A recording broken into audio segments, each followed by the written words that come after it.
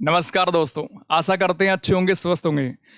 तो एक बार मैं फिर से आपके सामने हाजिर हूँ, एक प्यारा सा बेहतरीन सा सेशन लेके। तो जो भी बच्चे चंडीगढ़ पुलिस के एग्ज़ाम की तैयारी कर रहे हैं और जिनका जीके सेशन थोड़ा कमज़ोर रह गया है, या फिर जो प्रैक्टिस नहीं कर पाए हैं, या फिर जिनको सिलेबस के बारे में ज़्यादा जानकारी नहीं है कि सर क्या पढ़ें, क्या छोड़ें, लास्ट टाइम आ चुका है एग्ज़ाम का। तो उसके लिए मैं आपके लिए एक सीरीज़ मैंने स्टार्ट की है। 3 क्लासें हमने पहले कंप्लीट कर ली है। हम पढ़ते कैसे हैं सर? हम पहले उसके अंदर एमसीक्यू कवर करते हैं और उसके बाद में उसका कंप्लीट डिटेल हम एक्सप्लेनेशन करते हैं। और इस सेशन की बात करते हैं तो इसके अंदर आप सिर्फ वही बातें पढ़ेंगे जो एग्जाम के लिए इंपॉर्टेंट है और एग्जाम में यहाँ से क्वेश्चन डायरेक्ट पूछे जाएंगे। तो काफ़ी बच्चे डिमांड कर रहे थे कि सर एक काम करें, आप सब्जेक्ट वाइज हमें कुछ करवा दें। तो आज आपके लिए मैं लेकर आया हूं सब्जेक्ट वाइज, यानी कि सबसे पहले हम पॉलिटिकल साइंस के बारे में पढ़ेंगे। आज तक के इतिहास में भारत के अंदर ऐसा कभी नहीं हुआ है कि पुलिस के एग्जाम के अंदर पॉलिटी के सेशन से क्वेश्चन ना पूछे गए हो। तो आज हम पॉलिटी के कुछ क्वेश्चन कवर करने वाले हैं। ये क्वेश्चन यदि आप लास्ट तक वीडियो को देखते हैं, इसका सोल्यूशन आप साथ साथ में कॉपी में नोट करते हैं, तो यकीन मानिए कि आपको एग्जाम के अंदर यहाँ से बिल्कुल फायदा होगा। एक एक क्वेश्चन मैं आपके लिए चुन चुनकर लेके आया हूँ। चलिए स्टार्ट करते हैं सेशन को। 3 क्लासें इससे पहले हमने पढ़ ली है। ये है आज क्लास नंबर 4। टारगेट रखा है अपन ने 50 आउट ऑफ 50। अब जितना हम कवर कर पाते हैं उतनी आप बेहतरीन कोशिश करेंगे, प्रयास करेंगे। टॉप एमसीक्यूज इसके अंदर हम कवर करते हैं कि इसके लिए इंपॉर्टेंट है। चंडीगढ़ पुलिस 2023 का जो एग्जाम होने वाला है उसके लिए इंपॉर्टेंट है। और यदि आप पहली बार आए हो तो चैनल को सब्सक्राइब कर लें। वीडियो अच्छी लगती है तो वीडियो को लाइक करें और अपने दोस्तों के पास में शेयर करें। कंप्लीट जीके हम इसके अंदर कवर करेंगे। जब तक कि आपका एग्जाम नहीं हो जाता है तब तक हम कंटिन्यू ऐसा ही रोज प्रैक्टिस करते रहेंगे। और हमारा मोटो क्या है? एक कदम सफलता की ओर। तो चलिए आगे बढ़ते हैं। आज का सबसे पहला क्वेश्चन है, भारत में राष्ट्रपति के चुनाव में हुए विवाद का निर्णय कौन करता है? ये क्वेश्चन आपसे पूछा गया है। संसद करती है, सर्वोच्च न्यायालय करता है, निर्वाचन आयोग करता है, या फिर राज्यसभा करती है? तो यदि बात करते हैं आप राष्ट्रपति की, अब राष्ट्रपति जो है भारत के अध्यक्ष होते हैं, हेड होते हैं। यदि आप इनके बारे में बात करें तो ये कौन है? ये देश के अध्यक्ष होते हैं। लेकिन कैसे अध्यक्ष होते हैं तो इनके बारे में अपने को पता है कि सर नाम मात्र के अध्यक्ष होते हैं, क्योंकि वास्तविक जो शक्तियां होती है वो देश के प्रधानमंत्री के पास में होती है। तो वास्तविक शक्तियां किसके पास है सर? वो तो देश के प्रधानमंत्री यानी कि पीएम के पास होती है। ये आपको याद करना है यहाँ से। उसके बाद बात करते हैं तो तीनों सेनाओं के सर्वोच्च कमांडर कौन होते हैं? तीनों सेनाओं के सर्वोच्च कमांडर कौन है? ये भी देश के राष्ट्रपति ही होते हैं। तो तीनों सेनाओं के सर्वोच्च कमांडर की बात करते हैं, ये कौन है? सर्वोच्च कमांडर भी राष्ट्रपति होते हैं। 3 सेना की बात करते हैं, कौन कौन सी होती है सर? 3 सेना के अंदर एक होती है आर्मी, एक होती है नेवी और एक होती है कौन सी? वायुसेना। तो यहाँ पे हम लिख सकते हैं क्या? थल सेना के बारे में हम लिखेंगे, थल सेना होती है। उसके बाद में बात करें तो एक वायुसेना होती है, और वायु के अलावा बात करते हैं तो एक नौसेना होती है। तो तीनों सेनाओं के अध्यक्ष होते हैं कौन? सर्वोच्च कमांडर होते हैं भारत देश के राष्ट्रपति। तो यहाँ से पढ़ना है आपको। थल सेना दिवस की बात करते हैं तो आप कब मनाते हैं सर? 15 जनवरी को मनाते हैं। वायु सेना दिवस की बात करते हैं 8 अक्टूबर को मनाया करते हैं। यदि नौसेना दिवस की बात करते हैं इसको आप 4 दिसंबर को मनाते हैं। हालांकि ये बातें आपने पिछले सेशन के अंदर कवर कर चुके हैं आप कि 4 और 8 12, और 12 में 3 सेना है तो जोड़ दिया आपने 15 बनता है। ठीक है। उसके अलावा राष्ट्रपति की बात करते हैं तो इनका कार्यकाल कई बार एग्जाम के अंदर पूछ लेता है। कार्यकाल कितना रहेगा? इनका टेनोर होता है 5 साल का। और 5 साल कब से होता है? पद ग्रहण करने से इनका टेन्योर 5 साल का होता है। उसके अलावा बात करें इनको शपथ कौन दिलवाएगा तो सुप्रीम कोर्ट के मुख्य न्यायाधीश, जिनको आप सीजीआई के नाम से जानते हैं, वो क्या करते हैं? शपथ दिलाते हैं। किसको? राष्ट्रपति को। उसके अलावा सैलरी की बात करते हैं कि इनको वेतन कितना मिलता है? इनको सैलरी मिलती है ₹5 लाख। और ये 5 लाख कब की गई है? 2018 के अंदर इसके अंदर चेंज किया गया है। पहले भारत देश के राष्ट्रपति की सैलरी थी 3.5 लाख रुपए, अब कितनी है? 5 लाख रुपए मिलती है। कहाँ से मिलती है? भारत की संचित निधि से मिलती है, कंसोलिडेटेड फंड से मिलती है, संचित निधि से। उसके अलावा बात करते हैं तो इनको पेंशन जो मिलती है सैलरी का आधा मिलता है। तो सैलरी का आधा क्या होती है? इनकी पेंशन होती है। सैलरी का आधा पेंशन होती है। तो इतने सारे पॉइंट आपको यहाँ से याद करने हैं, पढ़ने हैं। अब यहाँ से आपसे पूछा है कि राष्ट्रपति का जब चुनाव होता है, हालांकि चुनाव की बात करें तो इनका चुनाव अप्रत्यक्ष तरीके से होता है। चुनाव इनका अप्रत्यक्ष होता है, अर्थात इनडायरेक्ट होता है। अगर चुनाव की बात करते हैं तो इसके अंदर कौन लोग शामिल होते हैं? एक तो इलेक्टेड एमपी शामिल होते हैं और एक इलेक्टेड एमएलए शामिल होते हैं। तो जितने भी इलेक्टेड एमपी होते हैं, एमपी कहाँ से होंगे सर? लोकसभा से होंगे और राज्यसभा से होंगे। तो एमपी लोकसभा से और राज्यसभा से होते हैं। एमएलए की बात करते हैं तो राज्यों से एमएलए आते हैं। सभी के सभी क्या होंगे सर? इलेक्टेड होंगे। सभी के सभी इलेक्टेड होंगे, निर्वाचित होंगे। ये सभी लोग राष्ट्रपति के चुनाव में पार्टिसिपेट करते हैं। लेकिन यदि कोई डिस्प्यूट हो जाए, विवाद हो जाए, तो हमारे संविधान का आर्टिकल नंबर 71 बात करता है कि डिस्प्यूट होने के बाद में उस पर निर्णय कौन करेगा? ये अधिकार हमारे देश के सर्वोच्च न्यायालय अर्थात सुप्रीम कोर्ट के पास होता है। तो राइट आंसर क्या हो जाएगा? सुप्रीम कोर्ट हो जाएगा। कि राष्ट्रपति के चुनाव में या फिर यहाँ पर उपराष्ट्रपति भी होता, तो राष्ट्रपति और उपराष्ट्रपति के चुनाव में यदि कोई भी डिस्प्यूट उत्पन्न होता है, विवाद उत्पन्न होता है, तो उस पर फैसला कौन करता है? ये पावर होता है सर्वोच्च न्यायालय के बाद पास में, सुप्रीम कोर्ट के पास में। कौन सा आर्टिकल उनको अधिकार देता है? आर्टिकल नंबर 71 देता है। चलिए आगे बढ़ते हैं। भारतीय संविधान की 8वीं अनुसूची में कितनी भाषाएं शामिल हैं? तो वर्तमान में भाषाओं की बात करते हैं तो वर्तमान में 8वीं अनुसूची में कुल 22 भाषाएं हैं। अगर बात करें 1950 की, और 1950 का मतलब होता है क्या? मूल संविधान। 1950 मतलब मूल संविधान। तो मूल रूप से भारतीय संविधान की 8वीं अनुसूची की बात करते हैं, इसमें 14 भाषाएं थी।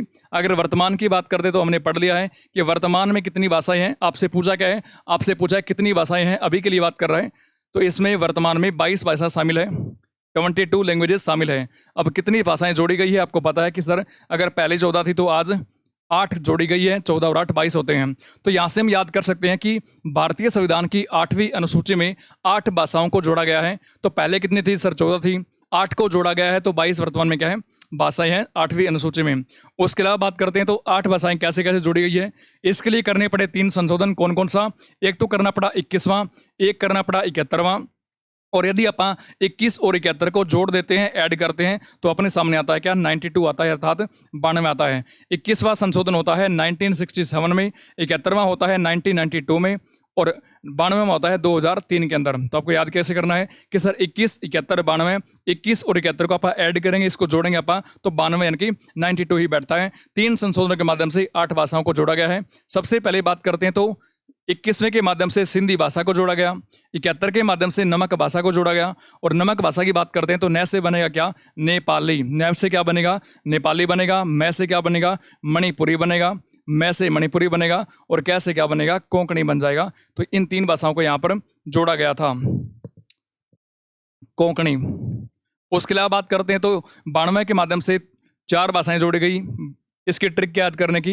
बोर्ड मास इसकी ट्रिक हो जाएगी। बोर्ड मास की बात करते हैं तो बोर्ड बो से बन जाएगा, यानी बै से बन जाएगा बोडो, डी से बन जाएगा डोगरी, बोडो डोगरी, एम से बन जाएगा मैथिली, एम से बन जाएगा मैथिली, और एस से बन जाएगा क्या? संथाली। एस से बन जाएगा संथाली। अब आप काउंट कर सकते हो कि हमने कुल भाषाएं कितनी जोड़ ली है। कुल भाषाएं सर हमने कितनी जोड़ ली है? 8 जोड़ ली है, क्योंकि 14 पहला थी, ये 15वीं भाषा के रूप में ऐड होती है। 16, 17, 18, 19, 20, 21 और 22। तो इस प्रकार से वर्तमान में 8वीं अनुसूची में 22 भाषाएं हैं। यदि बात करें कि दुनिया के अंदर सर्वाधिक बोले जाने वाली भाषा कौन सी है, पूरी दुनिया में सर्वाधिक बोले जाने वाली भाषा कौन सी है, तो ये हो जाएगी चीन की मंदारिन। चीन की मंदारिन लैंग्वेज क्या है? दुनिया के अंदर सबसे अधिक बोले जाने वाली भाषा है। इसके बाद बात करते हैं तो अंग्रेजी का नंबर आता है, मतलब कि इंग्लिश का नंबर आता है। ठीक है। अगर आप बात करें आप कि बताइए कोंकणी भाषा भारत की भाषा है, कोंकणी भाषा किस राज्य में बोली जाती है, तो कोंकणी का संबंध किससे है? गोवा से है। One of the toughest language है ये भारत की। तो गोवा के अंदर बोली जाती है क्या? कोंकणी। मलयालम की बात करते हैं कि मलयालम कहाँ बोली जाती है। अगर मलयालम की बात करें तो ये 2 जगह, एक तो लक्षद्वीप जो कि क्या है हमारे देश का यूटी है, यूनियन टेरिटरी है, और एक हो जाएगा यहाँ पर केरल और लक्षद्वीप के अंदर मलयालम भाषा बोली जाती है। अगर कन्नड़ की बात करें सर, कन्नड़ कहाँ बोली जाती है? ये कर्नाटक के अंदर बोली जाती है, ये भी आपको याद करना है। ठीक है। अगर तेलुगु की बात करते हैं तो आंध्र प्रदेश और तेलंगाना के अंदर तेलुगु भाषा बोली जाती है। तो ये सब चीज़ें आपको यहाँ से पढ़नी है, याद करनी है। अगला क्वेश्चन देखिए, भारतीय संविधान में मूल कर्तव्यों को जोड़ा गया है। अब मूल कर्तव्य काफी इंपॉर्टेंट है, इसको जोड़ा गया है कब?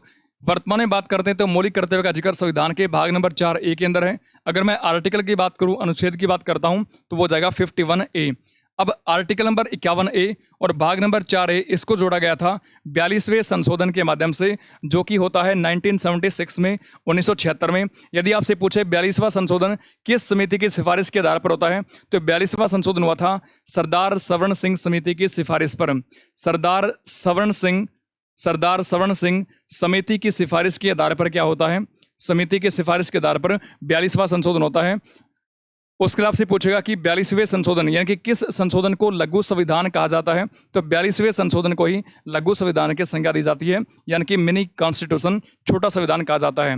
अब 42वें संशोधन के माध्यम से भाग नंबर 4 ए जोड़ा गया, आर्टिकल नंबर 51 ए जोड़ा गया। तो इसके माध्यम से क्या चीज़ एड ऑन की गई थी, किस चीज़ को शामिल किया गया था? इसके माध्यम से हमारे संविधान के भाग नंबर 4 के अंदर 10 मौलिक कर्तव्यों को जोड़ा गया था, यानी कि 10 फंडामेंटल ड्यूटीज को जोड़ा गया था। अगर बात करते हैं कि 1950 के अंदर 1950 में 1950 में बात करते हैं तो कुल मिला के मौलिक कर्तव्यों की संख्या कितनी थी? तो 1950 में मूल संविधान में एफडी की संख्या थी 0। उसके बाद में हमने पढ़ लिया 1976 की बात करते हैं तो इस टाइम भाग संविधान का 4 ए जोड़ा गया, आर्टिकल नंबर 51 ए जोड़ा गया और संविधान के अंदर 10 मौलिक कर्तव्यों को शामिल किया गया था। उसके बाद में बात करते हैं कि सर वर्तमान में मौलिक कर्तव्य कितने हैं? वर्तमान में 11 है। 11वां कब जोड़ा गया था? 86वां संशोधन होता है और ये कब होता है सर? 2002 के अंदर होता है। 86वां संशोधन 2002 में हुआ। इसके माध्यम से संविधान में 11वां मौलिक कर्तव्य जोड़ा गया था। और 11वां मौलिक कर्तव्य क्या बोलता है? ये बात करता है कि सर हमारे जो माता पिता है, माँ बाप है, हमारे माता पिता का कर्तव्य होगा कि वो अपने 6 से लेकर जो 14 वर्ष तक के बच्चे हैं, 6 से 14 वर्ष तक के बच्चे हैं, उनको शिक्षा का अवसर उपलब्ध करवाए। क्या अवसर उपलब्ध करवाए? शिक्षा का अवसर उपलब्ध कराए। ये क्या बनता है? माता पिता का कर्तव्य बनता है, ड्यूटी बनती है। तो इस प्रकार वर्तमान में मौलिक कर्तव्य कितने हैं सर? 11 हो जाएंगे। ठीक है, बाकी 10 मौलिक कर्तव्यों की बात करते हैं तो उसमें शामिल होते हैं कि देश की रक्षा करे, संविधान के रूल्स को फॉलो करे, उनका पालन करे, देश की एकता अखंडता को बनाए रखे, देश की संस्कृति को बनाए रखे। ये सारे के सारे क्या बनते हैं? मौलिक कर्तव्य बनते हैं। सार्वजनिक संपत्ति को नुकसान ना पहुंचाए। उसके अलावा कई बार एग्जाम के अंदर पूछता है कि मौलिक कर्तव्य ये इसका स्रोत क्या है? मौलिक कर्तव्यों का कंसेप्ट हमने कहाँ से अपनाया है? तो इसका जवाब हो जाएगा सर रसिया। रसिया से अपन ने मौलिक कर्तव्य अपना रखी हैं। और रसिया से हमने क्या क्या चीज़ें अपना रखी है सर? रसिया से एक तो अपने फंडामेंटल ड्यूटीज मौलिक कर्तव्य अपनाए हैं, एक हमने अपनाया है सर जस्टिस। अगर जस्टिस की बात करें इसको हिंदी में न्याय बोलते हैं। और न्याय होता है सर 3 प्रकार का। 3 कौन कौन सा हो जाएगा सर? एक होता है सोशल जस्टिस यानी कि जिसको आप सामाजिक न्याय बोलते हैं, एक होता है इकोनॉमिक जस्टिस जिसको आप आर्थिक न्याय बोलते हैं, और तीसरा होता है क्या? पॉलिटिकल जस्टिस जिसको आप राजनीतिक न्याय बोलते हैं। तो 3 प्रकार के न्याय अपना रखे हैं। और बात करते हैं तो रसिया से हमने क्या अपनाया? 5 ईयर्स प्लान। पिछली क्लास के अंदर भी आपने पढ़ा है कि 5 वर्षीय योजना का सिद्धांत हमने कहाँ से लिया है? रसिया से लिया है। इतनी सारी बातें आपको यहाँ से याद करनी है। उसके बाद में नेक्स्ट आगे बढ़ जाते हैं। निम्नलिखित में से कौन सा शब्द भारतीय संविधान की प्रस्तावना में नहीं है? ये आपसे पूछा है। वर्तमान में ऐसा इनमें से कौन सा शब्द है जो संविधान की प्रस्तावना में शामिल नहीं है? बंधुता नहीं है, भाईचारा नहीं है, संप्रभुता नहीं है, समाजवाद नहीं है या फिर संघवाद नहीं है। अगर आप प्रस्तावना की बात करते हैं तो एज अकॉर्डिंग टू प्रस्तावना हमारे संविधान के अंदर ये जो संघवाद लिखा है, नंबर 4 फेडरलिज्म लिखा है, ये संविधान की प्रस्तावना में वर्तमान में शामिल नहीं है। इसके अलावा बात करते हैं संप्रभुता, बिल्कुल ये भी शामिल है, समाजवाद भी शामिल है और बंधुता भी शामिल है। अगर बात करें प्रस्तावना की तो संविधान की प्रस्तावना मात्र 1 पेज की है। इसकी संख्या भी कितनी है? 1 है। आपसे क्वेश्चन कैसे कैसे पूछ सकता है? सबसे पहला क्वेश्चन कि भारत संविधान की प्रस्तावना के अंदर भारत शब्द का उल्लेख कितनी बार हुआ है? अगर मैं भारतीय शब्द का उल्लेख की बात करता हूँ कि भारत शब्द का उल्लेख कितनी बार हुआ है, तो आपको बताना पड़ेगा कि सर 2 बार हुआ है। ये आपको याद करना है यहाँ से।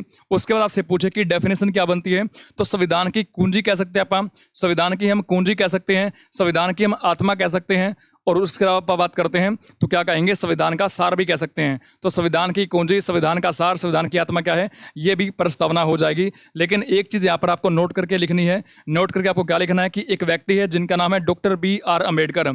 एक व्यक्ति है जिनका नाम है डॉक्टर B.R. अम्बेडकर। अगर इनके अकॉर्डिंग आपसे पूछे कि बताइए डॉक्टर B.R. अम्बेडकर के अनुसार भारतीय संविधान की आत्मा क्या है, अंबेडकर साहब ने संविधान की आत्मा किसे माना है? संविधान के आर्टिकल नंबर 32 को माना है, 32 को माना है। आर्टिकल नंबर 32 की बात करते हैं तो इसका मतलब बैठता है संवैधानिक उपचारों का अधिकार। इसको हम क्या कहेंगे? संवैधानिक उपचारों का अधिकार कहेंगे। एक टाइप का हमारा क्या है? मौलिक अधिकार है, फंडामेंटल राइट है, संवैधानिक उपचारों का अधिकार है। आर्टिकल 32 के तहत हमें फंडामेंटल राइट मिलते हैं। कौन दिलवाता है? सुप्रीम कोर्ट दिलवाता है। किसके माध्यम से दिलवाता है? सर रिट जारी करता है। अगर रिट की बात करते हैं तो रिट हमने कहाँ से अपना रखी है? सर रिट अपन ने कहाँ से अपना रखी है? ब्रिटेन से अपना रखिए, ये भी आपको याद करना है। और वर्तमान में बात करते हैं कि रिट की संख्या कितनी है? इसकी संख्या हो जाएगी 5, अर्थात बंदी प्रत्यक्षीकरण, परमादेश, अधिकार परीक्षा, प्रतिषेध और उत्प्रेषण। तो इतनी सारी बातें आपको यहाँ से याद करनी है। अगर आपसे पूछे कि बताइए प्रस्तावना के अंदर प्रस्तावना की बात करते हैं तो इसके अंदर कितनी बार संशोधन हुआ है। अगर आपसे पूछे बताइए कितनी बार संशोधन, कितनी बार प्रस्तावना के अंदर चेंज किया गया है, संशोधन किया गया है, तो आपको क्या बताना पड़ेगा कि सर आज तक इसके अंदर सिर्फ एक बार ही संशोधन हुआ है, सिंगल बार संशोधन हुआ है। वो कब होता है? वो होता है 42वां संशोधन। और 42वां संशोधन अभी आपने पढ़ा, ये कब होता है? 1976 में होता है। 42वें संशोधन को आप लघु संविधान के नाम से जानते हैं, ये बात तो हमने पढ़ ली है। इसको आप लघु संविधान बोलते हैं। सर चेंज क्या किया गया? संविधान की प्रस्तावना की बात करते हैं तो इसके अंदर 3 शब्दों को जोड़ा गया था। और 3 शब्द वो कौन कौन से हो जाएंगे आपसे एग्जाम के अंदर पूछ सकता है। 3 शब्द हो जाएंगे सर, एक तो समाजवादी हो जाएगा, ये भी एग्जाम के लिए इंपॉर्टेंट है।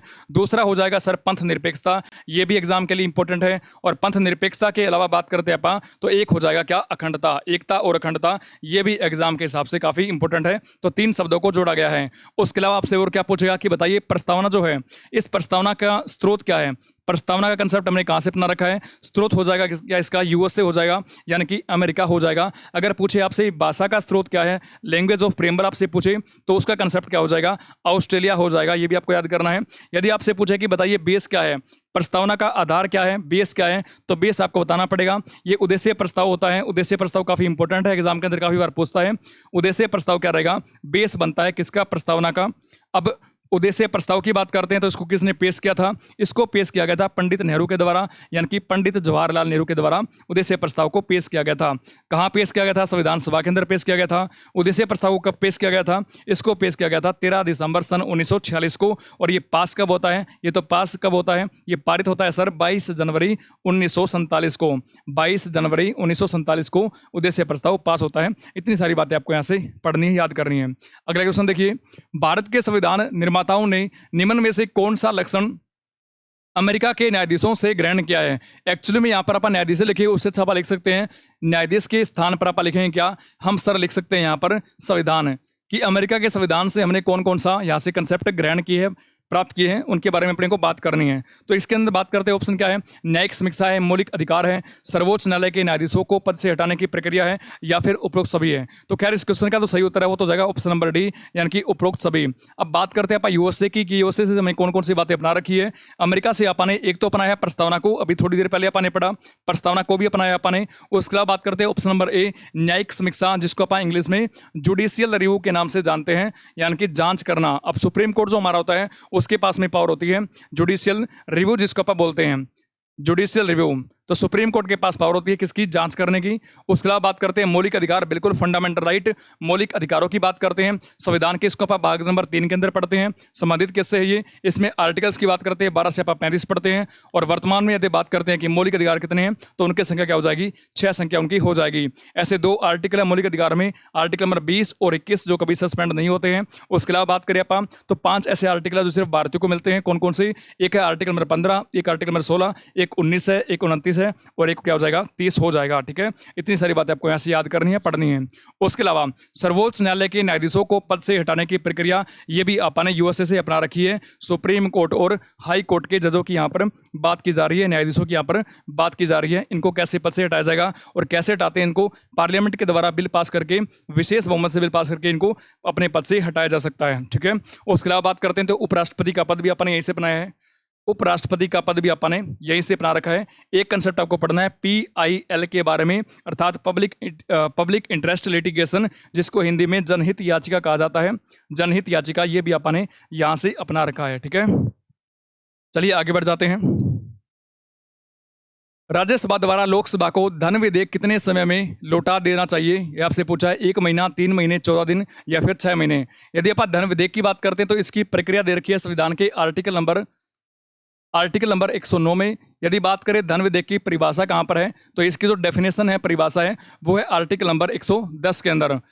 मनी से जुड़ा बिल्कुल क्या होता है? धन विधेयक होता है। आर्टिकल नंबर 109 के बारे में आपसे पूछा है, तो धन विधेयक जो होता है, मनी बिल जो होता है, मनी बिल हमेशा और हमेशा, मनी बिल हमेशा और हमेशा हमारे देश के राष्ट्रपति यानी कि प्रेसिडेंट के सिफारिश के बाद में, उनकी अनुमति के बाद में कहाँ पर पेश किया जाएगा? इसको सर्वप्रथम, सबसे पहले बात करते हैं तो इसको सर्वप्रथम लोकसभा के अंदर ही पेश किया जाता है। और लोकसभा के द्वारा पास किए जाने के बाद में ये बिल जाता है राज्यसभा के पास में। और राज्यसभा के पास में बिल को पास करने के लिए मात्र 14 दिन का समय होता है, कि ओनली 14 डेज का समय है। 14 दिन के अंदर यदि राज्यसभा मनी बिल को पास कर दे तो ओके रिपोर्ट, नहीं तो ऑटोमेटिकली राज्यसभा से मनी बिल पास मान लिया जाता है, अर्थात धन विधेयक पास मान लिया जाता है। तो इनके पास में कितने दिन का समय होता है? मात्र 2 सप्ताह का टाइम होता है, अर्थात 14 दिन का टाइम होता है। ठीक है, उसके अलावा बात करते हैं तो मनी बिल जो होता है उसको राष्ट्रपति पुनर्विचार के लिए नहीं लौटा सकते हैं। और आपसे क्या क्वेश्चन पूछ सकता है? और आपसे पूछ सकता है कि कौन सा बिल मनी बिल है या फिर नहीं। कोई बिल मनी बिल है या फिर नहीं है, इसका निर्णय कौन करता है, इसका फैसला कौन करता है? तो इसका निर्णय कौन करता है भाई, ये आपको याद करना है। लोकसभा के स्पीकर करते हैं। ये क्वेश्चन भी कई बार एग्जाम के अंदर पूछा जाता है। ठीक है, लोकसभा के स्पीकर। अब इसकी क्वेश्चन की बात करते हैं तो आपसे क्या पूछा है कि राज्यसभा द्वारा लोकसभा को धन विधेयक कितने समय में लौटा देना चाहिए? तो राज्यसभा के पास में पावर होती है मात्र 2 सप्ताह की, अर्थात 14 डेज की। तो सही उत्तर क्या रहेगा? ऑप्शन नंबर सी, 3 सही हो जाएगा, 14 दिन। आगे बढ़ते हैं, नेक्स्ट क्वेश्चन देखिए। अगले क्वेश्चन में आपसे पूछा है अनुच्छेद 19 के अंतर्गत कौन सा स्वतंत्रता का अधिकार नहीं है? ये आपसे पूछा है। संघ या संगठन की रचना का अधिकार, भाषण एवं अभिव्यक्ति की स्वतंत्रता का अधिकार, व्यक्तिगत स्वतंत्रता का अधिकार, भारत के किसी भी क्षेत्र में निवास एवं बसने का अधिकार। तो कौन सा आर्टिकल नंबर 19 के अकॉर्डिंग नहीं रहेगा? हमने पहले भी पढ़ा कि जब हम संविधान का भाग नंबर 3 पढ़ते हैं तो भाग नंबर 3 किस बात से संबंधित है? मौलिक अधिकार अर्थात फंडामेंटल राइट से संबंधित है। आर्टिकल हम कहाँ से कहाँ तक पढ़ते हैं? 12 से 35 पढ़ते हैं। उसके अलावा बात करते हैं तो मौलिक अधिकार हमने कहाँ से अपना रखे हैं? स्रोत क्या रहेगा? सर यूएसए से हमने मौलिक अधिकार अपना रखे हैं। कौन से 2 आर्टिकल जो कभी सस्पेंड नहीं होते? आर्टिकल नंबर 20 और 21 कभी सस्पेंड नहीं होते, ये भी अपन ने बात कर ली है। अब मौलिक अधिकारों की बात करें तो मूल संविधान कौन सा हो जाएगा? 1950 वाला हो जाएगा। इसके अंदर बात करते हैं तो मौलिक अधिकार कुल मिला के 7 थे। अगर बात करें सर वर्तमान में फिर कितने हैं?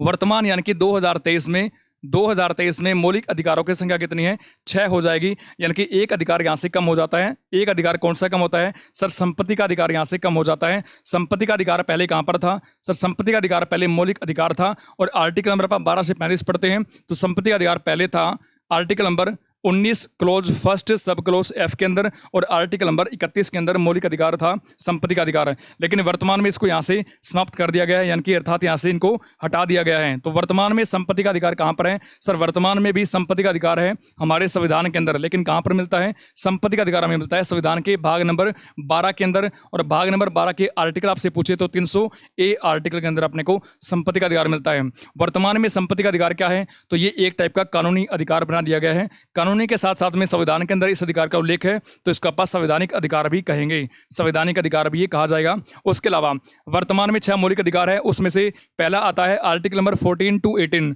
आर्टिकल नंबर 14 to 18 समानता का अधिकार होता है। उसके बाद में बात करते हैं तो आर्टिकल नंबर 19 to 22 की बात करें, 1922 की बात करते हैं तो स्वतंत्रता का अधिकार यहाँ पर हम पढ़ते हैं। अब आपसे पूछा क्या है? स्वतंत्रता के अधिकार की बात की जा रही है। कहाँ से कहाँ तक पढ़ते हैं? आर्टिकल नंबर 19 से 22 पढ़ते हैं। आर्टिकल नंबर 19 के बारे में आपसे पूछा गया है, तो आर्टिकल नंबर जो 19 है उसको कहा जाता है भारतीय संविधान के रीढ़ की हड्डी। ये भी काफी इंपॉर्टेंट क्वेश्चन है। भारतीय संविधान के रीढ़ की हड्डी इसको कहा जाता है। इस हड्डी की बात करते हैं, इस आर्टिकल नंबर 19 की बात करते हैं तो इसके अंदर पहले 7 तरह के अधिकार थे, वर्तमान में 6 तरह के अधिकार है, क्योंकि एक अधिकार आर्टिकल नंबर 19 क्लोज फर्स्ट सब क्लोज एफ से संपत्ति के अधिकार को यहाँ से हटा दिया गया है। अब 6 अधिकारों की बात करते हैं, उसमें से बात करें आप कि कौन सा इनमें से है और एक कौन सा इसमें से नहीं है। तो यहाँ पर संघ और संगठन बनाने के अधिकार ये भी होता है, भाषण और अभिव्यक्ति की आजादी ये भी होता है, भारत के किसी भी क्षेत्र में निवास करने का और बसने का अधिकार ये भी होता है, लेकिन व्यक्तिगत स्वतंत्रता का अधिकार ये नहीं होता है। तो ऑप्शन नंबर कौन सा सही हो जाएगा? ऑप्शन नंबर सी सही हो जाएगा, क्योंकि आपसे पूछा है कि उनमें से कौन सा नहीं है व्यक्तिगत स्वतंत्रता का अधिकार। इसको हम कहाँ पढ़ते हैं? इसको हम आर्टिकल नंबर 21 के अंदर पढ़ते हैं। ठीक है, आर्टिकल नंबर 21 जीने के अधिकार की बात करता है, जो कभी भी सस्पेंड नहीं होता है। उसके बाद भारत में अभियुक्त को दी जाने वाली फांसी की सजा को निरस्त करने का अधिकार किसके पास है, यानी कि खत्म करने का अधिकार किसके पास है? तो भारत में किसी व्यक्ति को, किसी भी जालिम को, मुजरिम को यदि फांसी की सजा सुनाई जाती है तो उसको माफ करने का अधिकार उच्चतम न्यायालय के मुख्य न्यायाधीश को है, प्रधानमंत्री को है, राष्ट्रपति को है, या फिर मानवाधिकार आयोग को है। तो इस क्वेश्चन का सही उत्तर हो जाएगा ऑप्शन नंबर सी, यानी कि राष्ट्रपति के पास होता है। राष्ट्रपति को यह पावर देता है आर्टिकल नंबर 72। ठीक वैसे ही फांसी की सजा को माफ तो नहीं कर सकते राज्यपाल, लेकिन राज्यपाल के पास में भी सजा को माफ करने का अधिकार होता है, और ये अधिकार राज्यपाल को आर्टिकल नंबर 161 प्रदान करता है। ठीक है, लेकिन फांसी की सजा को सिर्फ और सिर्फ राष्ट्रपति ही माफ कर सकते हैं अकॉर्डिंग टू आर्टिकल नंबर 72। 72 काफी इंपॉर्टेंट है। आगे क्वेश्चन की बात करते हैं, राज्यसभा के सदस्यों का चुनाव कौन करता है? तो हमको पता है कि राज्यसभा जो होता है, राज्यसभा पार्लियामेंट का अंग है, संसद का अंग होता है। संसद का अंग होता है। अब संसद के अंग के अंदर 3 होते हैं। 3 अंग कौन कौन से होते हैं? एक है व्यक्ति राष्ट्रपति खुद, ये शामिल होता है। दूसरे अंग की बात करते हैं लोकसभा है, और तीसरे अंग की बात करते हैं राज्यसभा होता है। तो लोकसभा, राज्यसभा और राष्ट्रपति से मिलकर क्या बनती है? पार्लियामेंट बनती है। अगर राज्यसभा की बात करते हैं तो राज्यसभा का जिक्र संविधान के आर्टिकल नंबर 80 में है, 80 में बात करते हैं अपन। अगर बात करें वर्तमान में राज्यसभा की कुल संख्या कितनी है, तो राज्यसभा की वर्तमान में कुल संख्या है 245। ये आपको पढ़ना है, याद करना है। यहाँ से 245 में से बात करते हैं तो 12 जो मेंबर होते हैं, 12 सदस्यों को राष्ट्रपति क्या करते हैं? नॉमिनेट करते हैं। 12 मेंबर को राष्ट्रपति क्या करते हैं? मनोनीत करते हैं, नॉमिनेट करते हैं। कौन से 12 सदस्य होते हैं? जिनका कला के अंदर, साहित्य के अंदर, विज्ञान के अंदर, सामाजिक सेवा के अंदर कुछ अच्छा रिस्पॉन्स होता है, इनके अच्छा प्रदर्शन होता है। ऐसे किन्हीं 12 सदस्यों को राष्ट्रपति नॉमिनेट करते हैं। इनमें से बात करते हैं तो पीछे बचते हैं 233 मेंबर। 233 की बात करें तो इनमें से 8 मेंबर यूटी से चुने जाते हैं। 8 मेंबर यूटी से चुने जाते हैं। अगर यूटी की बात करते हैं तो यूटी इसके अंदर आप 3 पढ़ेंगे। 3 कौन कौन से हो जाएंगे? जम्मू कश्मीर है, एक पुडुचेरी यूटी है, और तीसरा बात करते हैं तो एक दिल्ली हो जाएगा।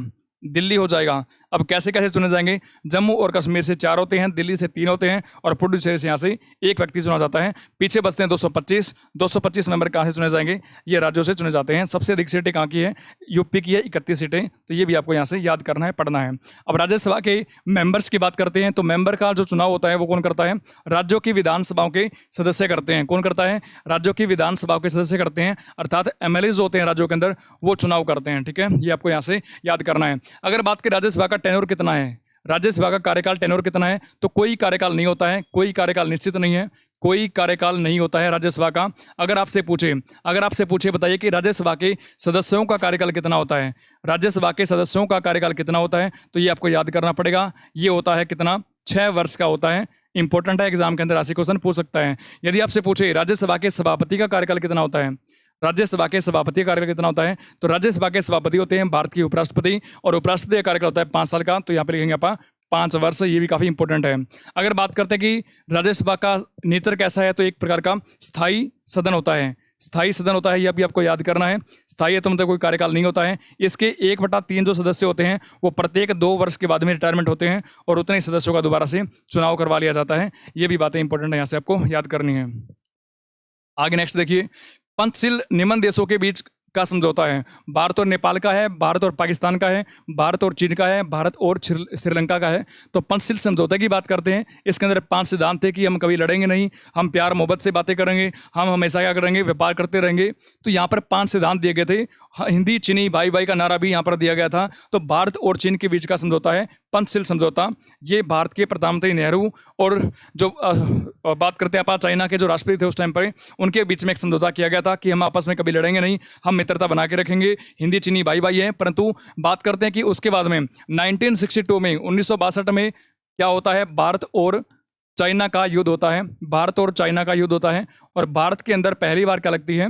भारत के अंदर पहली बार लगती है इमरजेंसी, जिसको कहा जाता है नेशनल इमरजेंसी, यानी कि राष्ट्रीय आपातकाल लगता है। National emergency. अगर नेशनल इमरजेंसी की बात करें, इसका जिक्र संविधान के आर्टिकल नंबर 352 के अंदर है। और राष्ट्रीय आपातकाल की बात करें तो ये आज तक संविधान भारत के अंदर 3 बार लगा है। पहली बार लगता है 1962 के अंदर, भारत और चाइना का युद्ध हुआ। दूसरी बार लगता है 1971 के अंदर। 1971 में क्या होता है? इंडिया और पाकिस्तान का युद्ध होता है। इंडिया और पाकिस्तान का युद्ध होता है। इंडिया पाकिस्तान के युद्ध की बात करें 97 की, तो यहाँ पर एक नया देश बनता है, और नए देश का गठन हुआ। उस देश का नाम क्या है? सर उसको आप बांग्लादेश के नाम से जानते हैं। अगर बात करें आप कि भारत और बांग्लादेश या फिर भारत और पाकिस्तान, इनके बीच की सीमा रेखा कौन सी है, तो उसको आप रेड क्लिफ रेखा के नाम से जानते हैं। रेड क्लिफ लाइन, यानी कि रेड क्लिफ रेखा। ये क्वेश्चन आपका सही हो जाएगा यहाँ से। तीसरी बार बात करते हैं तो 1975 में 1975 में लगती है इमरजेंसी, और ये लगती है आंतरिक अशांति के बेस पे। आंतरिक अशांति के बेस पे लगती क्या है?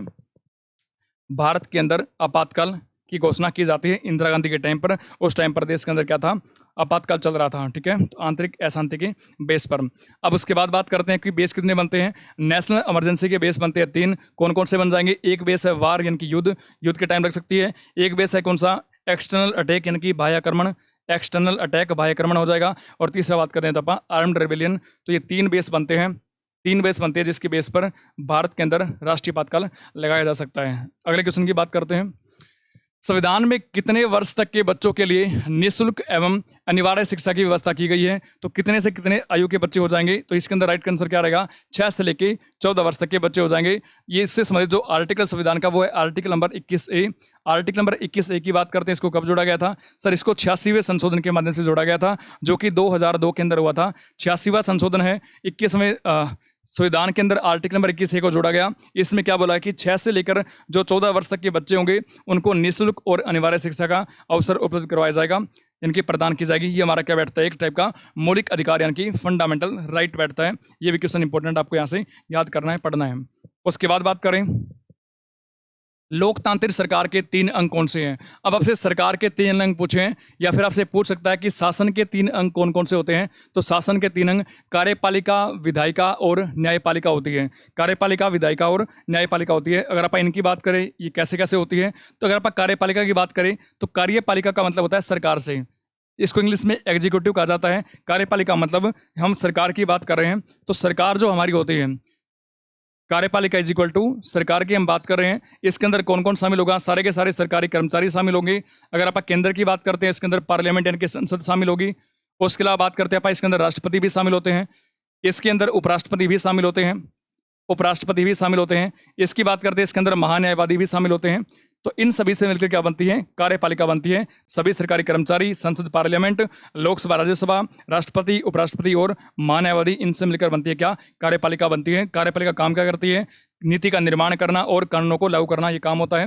उसके बाद विधायिका की बात करें, विधायिका के आपको पता है कि 3 अंग होते हैं। कौन कौन से होते हैं? राष्ट्रपति होते हैं, लोकसभा होता है और राज्यसभा होता है। 3 अंग होते हैं। न्यायपालिका की बात करें तो इसके अंदर कोर्ट आते हैं, सुप्रीम कोर्ट है, हाई कोर्ट है या फिर डिस्ट्रिक्ट कोर्ट है। ये सारे सारे कोर्ट इसके अंदर आ जाते हैं, आपको याद करना है। ठीक है, चलिए अगला क्वेश्चन है, सर्वोच्च न्यायालय के न्यायाधीशों 10 वर्ष की आयु तक सेवारत रह सकते हैं। यानी कि आपसे पूछा रिटायरमेंट एज क्या होती है किसकी? सुप्रीम कोर्ट के न्यायाधीशों की 56, 54, 60 या फिर 65 साल। तो राइट आंसर हो जाएगा 65 साल की आयु रिटायरमेंट होती है। ठीक है, अगर आप बात करते हैं सुप्रीम कोर्ट की, सुप्रीम कोर्ट के जजों की रिटायरमेंट एज होती है 65 साल की। अगर आप बात करें हाई कोर्ट की, तो हाई कोर्ट की जजों की रिटायरमेंट एज होती है 62 वर्ष। लेकिन पहले बात करते हैं, आपको नोट करना है, यहाँ से नोट क्या करना है कि सर संविधान के अंदर ना एक 15वां संशोधन हुआ था, और ये कब होता है? 1963 के अंदर होता है, 1963 के अंदर होता है। इसके माध्यम से क्या चेंज किया गया? सर इसके माध्यम से जो हाई कोर्ट होता है, हाई कोर्ट के जजों की जो रिटायरमेंट एज है वो 60 वर्ष से बढ़ाकर 62 वर्ष की गई थी। ये भी आपको याद करना है, यहाँ से पढ़ना है। ठीक है, उसके बाद बात करते हैं कि यदि बनना है भारत का राष्ट्रपति, P फॉर प्रेसिडेंट, यदि बनना है भारत का उपराष्ट्रपति, वाइस प्रेसिडेंट, यदि बनना है भारत का गवर्नर यानी कि राज्यपाल, तो तीनों बनने के लिए न्यूनतम जो आयु है वो क्या हो जाएगी? 35 साल हो जाएगी। ठीक है, लोकसभा का मेंबर बनना है तो आयु 25 साल है, विधानसभा का मेंबर बनना है तो आयु 25 साल है, अगर मेंबर बनना है राज्यसभा का तो आयु 30 साल है, अगर मेंबर बनना है विधान परिषद का, LC का, तो आयु क्या है? 30 साल हो जाएगी। ये भी आपको याद करना है। वोट डालने की एज की बात करते हैं, तो वोट डालने की वर्तमान आयु कितनी है? ये हो जाएगी सर 18 वर्ष। क्या हो जाएगी सर? 18 वर्ष हो जाएगी। और वोट डालने की आयु की बात करते हैं तो यहाँ से आपको एक बात नोट करनी है। नोट ये करनी है कि सर 61वें संशोधन 1989 के माध्यम से, 61वें संशोधन 1989 के माध्यम से क्या किया गया था? वोट डालने की उम्र को 21 वर्ष से घटाकर 18 वर्ष किया गया था। यदि आपसे पूछे पंचायतों का चुनाव लड़ना है तो फिर उसके लिए आयु क्या चाहिए? पंचायतों का चुनाव लड़ने के लिए न्यूनतम आयु 21 साल चाहिए। आगे बढ़ते हैं। आज का लास्ट क्वेश्चन है कि भारतीय संविधान के अनुसार भारत के महान्यायवादी की नियुक्ति कौन करता है? तो सबसे पहले बात करते हैं कि महान्यायवादी कौन होता है। इसका अधिकार संविधान के आर्टिकल नंबर 76 के अंदर है। ये सरकार का प्रथम वकील होता है, प्रथम वकील या फिर कानूनी सलाहकार होता है, प्रथम वकील या फिर कानूनी सलाहकार होता है। अगर इनकी नियुक्ति की बात करें, कानूनी सलाहकार होता है। अगर आप इनकी नियुक्ति की बात करते हैं तो नियुक्ति कौन करेगा? नियुक्ति मतलब अपॉइंटमेंट, चाहे नियुक्ति की बात हो, चाहे इनको शपथ दिलाने की बात हो, चाहे इनको पद से हटाने की बात हो, और चाहे बात करें अपन इनके क्या, इनको त्याग पत्र की बात करें, या फिर बात करते हैं कि इनके भत्ते कौन तय करेगा, रेमुनरेशन कौन तय करेगा, तो इनके भत्ते या फिर पारिश्रमिक कौन तय करता है, ये भी तय किया जाता है किसके द्वारा? तीन। सबका जवाब रहेगा एक, और नाम क्या है? राष्ट्रपति। एक ही नाम है, राष्ट्रपति है। वर्तमान में बात करें कि महान्यायवादी कौन है, तो प्रथम पहले न्यायवादी थे अमसी सीतलवाड़। पहले महान्यायवादी थे अमसी सीतलवाड़। अगर वर्तमान में बात करते हैं, वर्तमान में महान्यायवादी कौन है, तो इनका नाम क्या है? R वेंकट रमणी है। वर्तमान की बात करें तो आर वेंकट रमणी हो जाएगा, वर्तमान में केंद्रीय सरकार की वकील है वेंकट रमणी। ये क्वेश्चन इंपॉर्टेंट आपको याद करना है यहाँ से। उसके अलावा बात करें आप तो भारत सरकार का प्रथम वकील तो होता है मान्यवादी। अगर बात करें आप कि द्वितीय वकील कौन होता है, दूसरे नंबर का वकील कौन होता है, तो द्वितीय वकील की बात करते हैं वो होता है सोलिसिटर जनरल। सोलिसिटर जनरल, ये भी क्वेश्चन इंपॉर्टेंट है क्योंकि वर्तमान में भारत के सोलिसिटर जनरल की जो पदवी है उसको बढ़ाया गया है। सोलिसिटर जनरल वर्तमान में कौन है, ये है तुषार मेहता। ये भी क्वेश्चन इंपॉर्टेंट है, तुषार मेहता आपको यहाँ से याद करना है, ठीक है। तो आज आपने कुछ क्वेश्चन पढ़े, उनको डिटेल किया आपने, बिल्कुल भी टाइम वेस्ट नहीं किया है, जल्दी जल्दी आपने क्वेश्चन कवर कर लिए हैं। अभी क्लास चलते मात्र 35 मिनट हुई है और आपने सारी की सारी बातें यहाँ से कंप्लीट कर ली है। जितने क्वेश्चन थे हमने सबक कवर कर लिए हैं, तो टाइम अपने पास में कम है, आलतू फालतू की हमने कुछ बात नहीं की है। यदि आप चैनल के ऊपर पहली बार आए हो तो इसको लाइक करें, चैनल वीडियो को लाइक करें, शेयर करें अपने दोस्तों के पास में, और चैनल को सब्सक्राइब करना ना भूलें। अगर इसकी पीडीएफ की बात करते हैं तो पीडीएफ को आपको मैं वर्ल्ड अवेयरनेस टेलीग्राम चैनल के ऊपर प्रोवाइड करवा दूंगा, ठीक है। चलिए भाई मिलते हैं नेक्स्ट सेशन में, तब तक के लिए सभी को जय हिंद, सभी को राम राम, हंसते रहिए, मुस्कुराते रहिए।